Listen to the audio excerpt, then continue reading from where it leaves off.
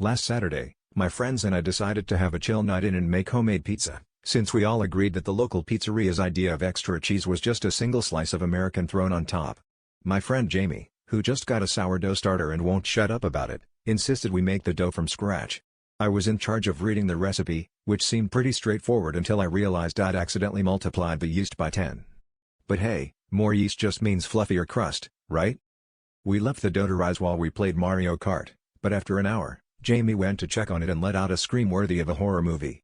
The dough had not just doubled in size, it had taken over the entire kitchen counter, spilling over the sides like a glutinous blob.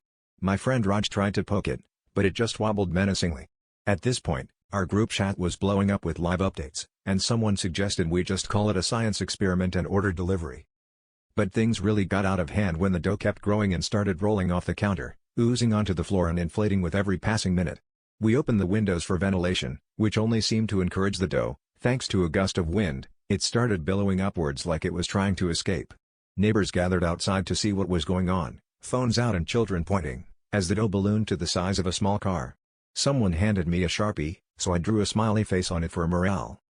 By the time the fire department arrived, the dough had floated out the window and was drifting down the street, trailed by a parade of laughing kids and confused adults.